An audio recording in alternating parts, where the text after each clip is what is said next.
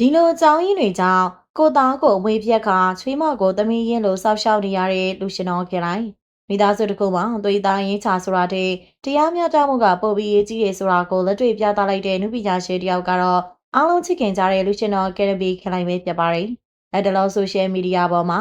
ခင်လိုက်တို့မိသားစုရဲ့ပျော်ရွှင်စရာဗီဒီယိုလေးတွေတက်လာတိုင်းပရိသတ်တွေသတိထားမိနေတာကတော့တားအကြီးဆုံးဖြစ်သူကိုလုံးဝမတွေ့ရတော့တာပါပဲ။တားကြီးဘရောက်နေလဲဆိုတဲ့မိကုန်းနေအောင်မှာသမီးဖြစ်သူသစေထူးမြင့်ဟာသူမရဲ့ကိုဖြစ်သူကိုဖခင်ဖြစ်သူကဥပဒေကြောင်းရပါအမွေပြဲဆွလို့လိုက်ပြီးဖြစ်ကြောင်းဖွင့်ရလိုက်တဲ့အခါမှာတော့တနိုင်ငံလုံးအံ့အားသင့်သွားခဲ့ရပါတယ်။ဒီသတင်းစတင်လာခြင်းမှာပဲအွန်လိုင်းသုံးပြုသူချို့ဟာခင်လိုက်ကုန်ဝေကုံမောက်သူစစ်တပ်ခွဲခြားသူဆိုပြီးတော့ပြင်းထန်ထန်ဝေဖန်ခဲ့ကြပါတယ်။တားဖြစ်သူကဆင်းရဲတဲ့တောသူမလေးနဲ့ယူလိုက်လို့အမွေပြက်လိုက်တာလားဆိုတဲ့အချိန်မြင့်မရှိတဲ့ထေသေးတွေကခင်လိုက်ရဲ့ဂုံတိတ်ခါကိုထော်လေးထိခိုက်စေခဲ့ပါတယ်။ဒါပေမဲ့ဖခင်တယောက်အနေနဲ့တားရီကိုဆွလို့ရလာအောင်ဘလောက်တောင်မှရင်နာစရာကောင်းတဲ့အမှန်တရားတွေရှိနေမလဲဆိုတာကိုတော့အဲ့ချိန်ကဘယ်သူမှမသိခဲ့ကြပါဘူး။တကယ်တော့ခင်လိုက်ဟာလူရင်းစားခွဲကြတဲ့ဖခင်မျိုးမဟုတ်ကြောင်းအခုတော့ပေါ်လွင်သွားပါပြီ။တားဖြစ်သူနေသွေးကသူချစ်တဲ့မိန်းကလေးနဲ့လက်ထပ်ချင်တဲ့ပြောတဲ့ကခင်လိုက်ကိုယ်တိုင်ပဲမိသားဖသားပြီးတောက်ရက်လက်ထပ်ပေးခဲ့တာပါ။အဲ့ချိန်မှာလည်းမက်ဆူမွန်အောင်နဲ့မြေးမလေးနှစ်ယောက်တောင်ကြားထားပြီးသားဖြစ်ပါတယ်။ပြဿနာရဲ့စားကတော့တားဖြစ်သူရဲ့ကိုကျင်တရားပြက်ပြမှုပါပဲ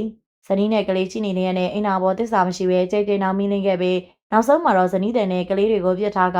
နောက်ထပ်မိန်းကလေးတယောက်ကိုပါထပ်မံယူခဲ့တာကြောင့်ဖခင်ဖြစ်သူခင်လိုက်ကဘလုံးမလက်မခံနိုင်တော့ပဲအမွေပြဲဆုပ်လုပ်လိုက်တာကိုလာခဲ့ရှိပြီလို့သိရပါတယ်။ဒီနေရာမှာခင်လိုင်းရဲ့လုပ်ရက်ကိုကျမတို့အလင်းနဲ့ချီကျူရမှာပါ။မိဘများသူဟာကိုသွေးသားကိုကောက်ဝဲပေးတတ်ပေမဲ့ခင်လိုင်းကတော့ကိုသွေးသားဖြစ်ဖြစ်ဘာပဲဖြစ်ဖြစ်ကိုချစ်တရားပြပြသူဟာဘလူပဲဖြစ်ဖြစ်လက်ခံစရာမလိုဘူးဆိုတာကိုလက်တွေ့ပြသခဲ့ပါတယ်။ပို့ပြီးတော့လေးစားစရာကောင်းတာကတစ္ဆာဖောက်ခံလိုက်ရတဲ့ချွေးမလေးနဲ့မြင်းမလေးတွေကိုပြစ်မထားပဲ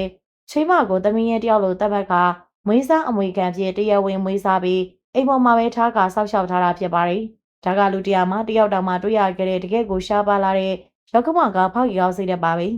။ကိုချီတရားကငွေထက်ပိုရေးကြည့်တဲ့ခင်လိုင်းရဲ့စကားတခုဟာအားလုံးတွေးတော့စရာဖြစ်စေပါတယ်။သူကကျွန်တော်ငွေမမတ်ပါဘူး။ကိုအမှုပညာနဲ့ရှာတဲ့ငွေကိုတော့မိသားစုစားဝတ်တွေရဲ့အတွက်မှတ်တာမှန်ပါတယ်။ဒါပေမဲ့မိသားစုရေးမှာတော့ငွေထက်ကိုချီတရားကပိုရေးကြီးပါတယ်ဆိုပြီးပြောကြားခဲ့ပါတယ်။ဒါဟာတတိဖြစ်လို့ဂုံမောက်တာမဟုတ်ပဲလူတယောက်ရဲ့တန်ဖိုးကိုကိုချီတရားနဲ့ပဲတိုင်းတာရဲဆိုတာကိုပြပြတသားသက်သေပြလိုက်တာပါ။ဒီကုန်းချုပ်အနေနဲ့ပြောရရင်ခင်လိုင်းဟာသူ့ရဲ့တားရင်ဘက်မပါပဲအမှန်တရားဘက်ကရဲဝဝံရက်တီပေးခဲ့တာဖြစ်ပါတယ်။တားပိုက်ကိုဆွပစ်ပြီးတော့တစ္ဆာရှိတဲ့ချွေးမကိုတပည့်ဖြစ်မွေးစားခဲ့တဲ့လူရဲ့ကြောင့်ခင်လိုင်းဟာပရိသတ်တရဲ့ရင်ထဲမှာကယ်ဒမီစုရဲ့တဲ့ပုံမမြင်မာတဲ့လေးစားမှုကိုရသွားခဲ့ပြီးဖြစ်ပါတယ်။ကယ်ပရိသတ်ကြီးရောခင်လိုင်းရဲ့ဒီလိုပြသတဲ့ဆုပ်ဖြတ်ချက်ပေါ်ဘလို့မြင်ကြလဲ။တားရင်တဲ့အမှန်တရားကိုဦးစားပေးတဲ့ခင်လိုင်းရဲ့စိတ်ထားကိုရောလေးစားမိကြလား။ကွန်မန့်မှာဝင်ရောက်ဆွေးနွေးပေးသွားကြပါအောင်ရှင်။အားလုံးကိုလည်းကျေးဇူးထူးတင်ရှိပါတယ်။နောက်နေ့တွေပါပြန်လည်ဆုံတွေ့ကြရအောင်ပါ။